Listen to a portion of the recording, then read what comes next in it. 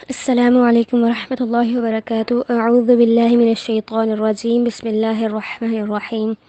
رب اشرح لی صدری ویسر لی امری واحلل عقدۃ من لسانی یفقہوا قولی، رب زدنی علما، اللہم فقہنا فی الدین، آمین۔ سورہ البقرہ آیت نمبر 96۔ وَلَتَجِدَنَّهُمْ أَحْرَصَ النَّاسِ عَلَى حَيَاةٍ وَمِنَ الَّذِينَ أَشْرَكُوا يَوَدُّ أَحَدُهُمْ لَوْ يُعَمَّرُ أَلْفَ سَنَةٍ وَمَا هُوَ بِمُزَحْزِحِهِ مِنَ الْعَذَابِ أَن يُعَمَّرَ وَاللَّهُ بَصِيرٌ بِمَا يَعْمَلُونَ۔ اور آپ انہیں یہودیوں کو زندگی کے بارے میں تمام لوگوں اور مشرکین سے بھی زیادہ حریص پائیں گے۔ ان میں سے ہر ایک چاہتا ہے کہ کاش اسے 1000 سال کی زندگی مل جائے۔ ان کی لمبی عمر انہیں اللہ کے عذاب سے تو نہیں بچا سکے گی، اور اللہ دیکھ رہا ہے وہ جو عمل کر رہے ہیں۔ اب یہاں پر اللہ تعالیٰ نے ان کے اس بات پر کہ آخرت کا گھر صرف ان کے لیے ہی ہے، تو ان کو موت کی تمنا کرنے کا کہا تھا، اور پھر بعد میں خود ہی بتا دیا کہ یہ موت کی تمنا کبھی نہیں کریں گے۔ اور اس آیت میں بتایا بلکہ یہ تو زندگی میں اتنے زیادہ حریص ہے اور مشرکین سے بھی زیادہ حریص، کیونکہ مشرک کا تو کوئی عقیدہ آخرت نہیں ہے، اس کے لیے صرف دنیا کی ہی زندگی کل کائنات ہے، اور وہ نہیں جانتا کہ آخرت میں اس کے لیے جنت جہنم میں کیا ہے۔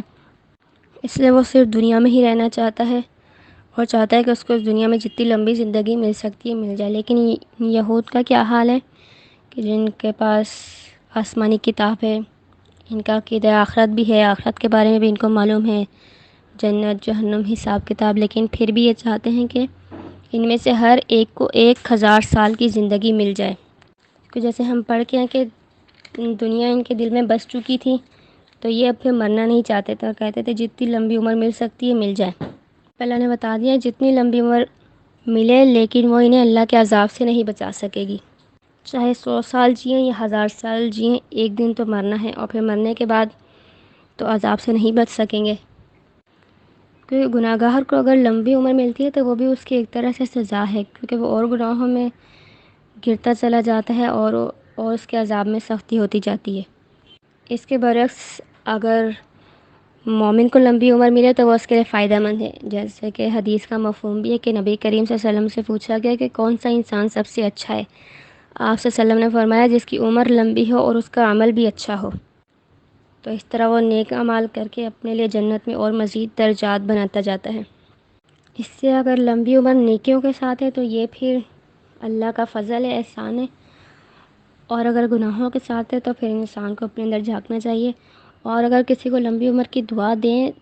تو ڈائریکٹ لمبی عمر کی دعا نہ دیں، بلکہ اس کے ساتھ اچھے عمل اور ایمان کی سلامتی کی بھی دعا دیں ساتھ۔ جیسے کہ اردو میں ایک شعر بھی ہے، جیو تم ہزاروں سال کہ ہر برس کے دن ہو 50,000، تو یہ غلط ہے۔ اگر کسی کو لمبی عمر کی دعا دیں تو نیک اعمال صالح کی بھی دعا ساتھ دیں۔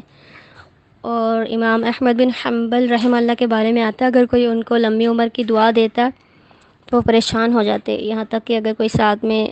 اعمال صالح اور ایمان کے سلامتی کی دعا دیتا تو پھر وہ چین میں آتے۔ اس لیے اگر اپنے بچوں کو یا اور بھی کسی کو ہم لمبی عمر کی دعا دیں تو ساتھ میں صالح اعمال اور ایمان کی سلامتی کی بھی دعا دیں۔ اگلی آیت، قُلْ مَن كَانَ عَدُوًّا لِجِبْرِيلَ فَإِنَّهُ نَزَّلَهُ عَلَى قَلْبِكَ بِإِذْنِ اللَّهِ مُصَدِّقًا لِمَا بَيْنَ يَدَيْهِ وَهُدًى وَبُشْرَىٰ لِلْمُؤْمِنِينَ۔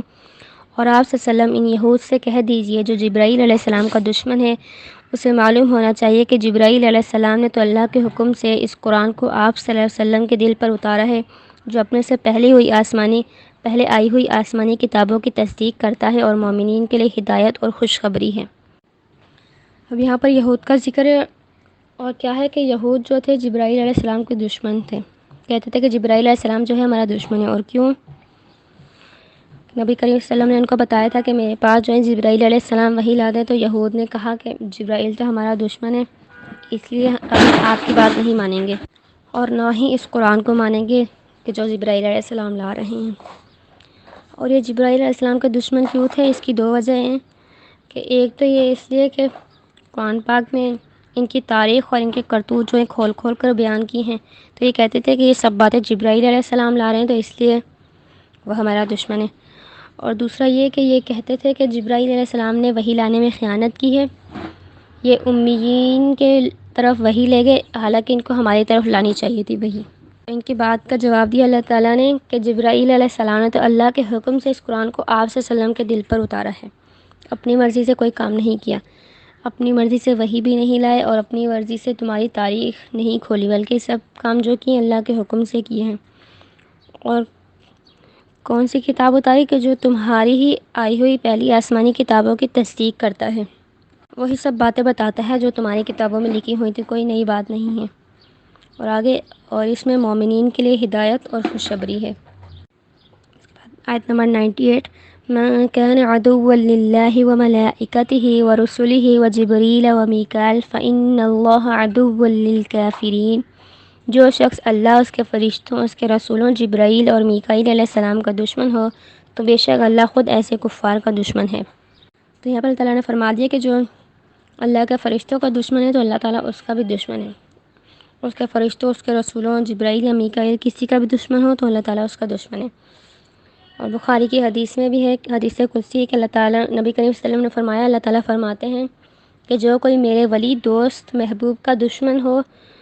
تو میں اس کا دشمن ہوں اور میں اس سے اعلان جنگ کرتا ہوں۔ اور فرشتے بھی اللہ کی محبوب ترین مخلوق ہیں، تو ان سے دشمنی کرنا دراصل اللہ سے دشمنی کرنا ہے، اور جس کا دشمن اللہ ہو پھر وہ بچ کر کہیں نہیں جا سکتا۔ اب یہود نے تو پچھلی آیت میں صرف جبرائیل علیہ السلام سے دشمنی کا کہا تھا، لیکن یہاں پہ اللہ تعالیٰ نے جبرائیل علیہ السلام کے ساتھ ساتھ میکائیل علیہ السلام کا بھی ذکر کیا ہے کہ جبرائیل اور میکائیل کا دشمن ہو۔ تو یہاں سے مفسرین یہ بات کوٹ کرتے ہیں کہ وہی جبرائیل علیہ السلام کا کام ہے وہی لانا، اور میکائیل علیہ السلام کا کام ہے اللہ کے حکم سے بارش نازل فرمانا۔ وہی اور بارش دونوں میں سملیرٹی بیان کرتے ہیں مفسرین۔ بارش جو ہے خوشی کا پیغام لاتی ہے زمین کے لیے، زمین کو سیراب کرتی ہے، زمین کی صفائی کا کام کرتی ہے، زمین کی پیاس کو بجھاتی ہے۔ بارش ہونے سے زمین کی حالت بدل جاتی ہے، بنجر زمین جو ہے بالکل ایک طرح تر و تازہ ہو جاتی ہے، تو وہی بھی اسی طرح دل کی حالت بدلتی ہے، بارش کی طرح دل کی صفائی کرتی ہے اور دل میں ایمان کا بیج ڈالتی ہے اور انسان کی روح کی پیاس کو بجھاتی ہے، کہ روح جو ہے اللہ سے جڑی ہوئی ہے، اور جب روح وہی سے سیراب ہوتی ہے تو اس کی پیاس بجھ جاتی ہے، اور وہی سے جو ہے گناہوں کی وجہ سے بنجر ہوا دل وہی کے نزول سے ایک دم تر و تازہ ہو جاتا ہے، روشن ہو جاتا ہے، ایمان سے پرنور ہو جاتا ہے، اور اس کی حالت بدل جاتی ہے بالکل ویسے ہی جیسے بارش ہونے کے بعد زمین کی حالت بدلتی ہے۔ تو اسی لیے یہاں پہ اللہ تعالیٰ نے میکائیل علیہ السلام کا بھی ذکر کیا ہے۔ اگلی آیت نمبر 99، وَلَقَدْ أَنزَلْنَا إِلَيْكَ آيَاتٍ بَيِّنَاتٍ وَمَا يَكْفُرُ بِهَا إِلَّا الْفَاسِقُونَ، اور یقیناً ہم نے آپ صلی اللہ علیہ وسلم پر ایسی واضح آیات اتاری ہیں جن کا انکار صرف نافرمان لوگ ہی کرتے ہیں۔ یہاں پہ واضح آیات سے مراد قرآن پاک کی آیات ہیں کہ جو کہ بہت ہی آسان سمجھ آنے والی ہیں، لیکن کن کو سمجھ نہیں آتی، کون ان کا انکار کرتے ہیں، صرف فاسق لوگ ہی کرتے ہیں۔ آیت نمبر 100، أَوَكُلَّمَا عَاهَدُوا عَهْدًا نَبَذَهُ فَرِيقٌ مِّنْهُمْ بَلْ أَكْثَرُهُمْ لَا يَعْلَمُونَ، اور جب بھی انہوں نے، یہود نے، کوئی وعدہ کیا تو ان کی کسی نہ کسی جماعت نے اسے توڑ دیا، بلکہ ان میں سے اکثر لوگ ایمان ہی نہیں لاتے۔ اب یہاں پر اللہ تعالیٰ یہود کی عہد شکنی کا بیان کر رہے ہیں کہ جب بھی اللہ نے ان سے کوئی بھی وعدہ لیا یہود سے، تو ان میں سے ان کی کسی نہ کسی جماعت، یہاں سے مراد یہود کے علماء ہیں، کہ انہوں نے اس وعدے کو توڑ دیا، اور جب انہوں نے توڑ دیا تو باقی کے جو لوگ تھے وہ بھی پھر ایمان نہیں لائے، انہوں نے بھی پھر اس وعدے کو توڑ دیا ان کے پیچھے۔ اگلی آیت، وَلَمَّا جَاءَهُمْ رَسُولٌ مِّنْ عِندِ اللَّهِ مُصَدِّقٌ لِّمَا مَعَهُمْ نَبَذَ فَرِيقٌ مِّنَ الَّذِينَ أُوتُوا الْكِتَابَ كِتَابَ اللَّهِ وَرَاءَ ظُهُورِهِمْ كَأَنَّهُمْ لَا يَعْلَمُونَ، اور جب بھی ان بنی اسرائیل کی طرف اللہ کا کوئی ایسا رسول آیا جو ان کے پاس موجودہ کتاب کی تصدیق بھی کرتا تھا، تو اہل کتاب کی ایک جماعت نے اللہ کی کتاب کو اس طرح پس پشت ڈال دیا جیسے کہ وہ اسے جانتے ہی نہیں۔ بنی اسرائیل کی اور نافرمانی کہ جب بھی ان کے پاس کوئی رسول آتا اور وہ کتاب لے کے آتا جو ان کے پاس موجود ہے اور ان کی پچھلی کتاب کی تصدیق کرتی ہے، تو اہل کتاب جو تھے ان کی کوئی نہ کوئی جماعت اس کتاب کو اپنے پیٹھ پیچھے ڈال دیتی، جیسے کہ وہ اسے جانتے ہی نہیں، اور پیٹھ پیچھے ڈالنا یہ نہیں کہ اٹھا کے نعوذ باللہ پیچھے پھینک دیا، بلکہ اس پر عمل نہیں کرتی۔ پیٹھ پیچھے ڈالنے سے بعد عمل نہ کرنا، انکار کرنا یا غیر ضروری سمجھنا، تو یہ سب کرتی۔ اور اس آیت میں رسول صلی اللہ علیہ وسلم کو تسلی بھی دی جا رہی ہے کہ جب یہود اس طرح انکار کرتے اس کتاب کا، حالانکہ اور رسول کا انکار کرتے، حالانکہ ان کی کتاب میں یہ سب باتیں پہلے سے لکھی ہوئی تھی، پیشن گوئی کی ہوئی تھی، تو رسول صلی اللہ علیہ وسلم کو اس بات کا بہت برا لگتا۔ تو رسول صلی اللہ علیہ وسلم کو تسلی دی جاتی ہے کہ آپ کے اس مشن میں کوئی کمی نہیں ہے، بلکہ کمی ان میں ہے۔ ان کو جب بھی کوئی کتاب دی جاتی تو اس کے ساتھ ہی ایسا ہی سلوک کرتے۔ اور نبی کریم کو یہ بھی تسلی دی کہ یہ صرف آپ سے ہی وعدہ خلافی نہیں کر رہے، بلکہ انہوں نے ہر ایک نبی سے عہد شکنی کی ہے،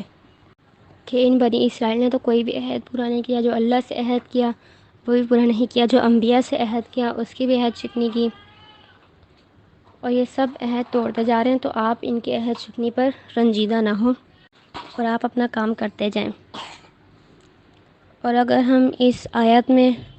مسلمانوں کو اپنے آپ کو دیکھیں کہ ہم نے کس طرح اس کتاب کو پس پشت ڈال دیا ہے، کہ آج ہمارا اور ہمارے بچوں کا کیا حال ہے۔ اگر ہم اپنے بچوں کو دیکھیں تو بچوں کو اداکاروں کے سب کے نام یاد ہوں گے، فٹ بالرز کے سب کے نام یاد ہوگا، اگر نہیں یاد ہوگا تو حضرت محمد صلی اللہ علیہ وسلم کے اور صحابہ کرام کے نام نہیں آتے ہوں گے،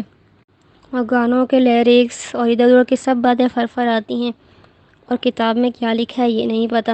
کأنہم لا یعلمون، جیسے وہ جانتے ہی نہیں۔ اور آج اگر ہم دیکھیں کہ ہر گھر میں قرآن موجود ہے، لیکن اس میں کیا لکھا ہے یہ کتنوں کو پتہ ہے؟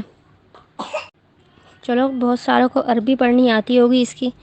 لیکن اس کا ترجمہ تو اور ہی بہت کم لوگ ہیں جو اس کا ترجمہ جانتے ہیں کہ کیا لکھا ہے، کیا اللہ تعالی ہم نے اس قرآن میں فرما رہے ہیں۔ اور اصل میں یہی ہے پیٹھ پیچھے پھینکنا، کہ سب چیزیں امپورٹنٹ ہیں، اگر نہیں امپورٹنٹ تو یہ کتاب امپورٹنٹ نہیں ہے، پھر پڑھ لیں گے قرآن پاک، بعد میں پڑھ لیں گے، بہت ٹائم ہے، ابھی اپنی اسٹڈی مکمل کر لیں، ابھی اپنا اسٹیٹس بنا لیں، بوڑھے ہوں گے تو پڑھ لیں گے۔ اور اگر کوئی جو قرآن پڑھا رہے ہیں تو وہ ان کی ذمہ داری ہے، اور ان کے اوپر یہ کہ وہ پڑھائیں، ہمارا ان سے کوئی لینا دینا نہیں۔ اور جو پڑھا رہے ہیں ان کو کہنا یہ فارغ لوگ ہیں، ان کو اور کوئی کام نہیں تو یہ کام لے کے بیٹھ گئے، اس طرح کی باتیں۔ اور بنی اسرائیل کی قوم نے بھی یہی کیا تھا، جس کا اللہ نے یہاں پہ ذکر کیا ہے۔ تو ہمیں چاہیے کہ ہم اس حال میں دنیا سے نہ جائیں کہ ہم اس آیت میں شمار ہوتے ہوں کأنہم لا یعلمون، کہ جیسے وہ اسے جانتے ہی نہیں تھے۔ تھوڑا بہت جہاں تک ہو سکتا ہے اس کتاب کا علم حاصل کریں اور اس پر عمل کرنے کی کوشش کریں۔ وآخر دعوانا ان الحمد للہ رب العالمین۔ ہم نے جو پڑھا اللہ تعالی ہمیں اس پر عمل کرنے کی توفیق دے، آمین یا رب العالمین۔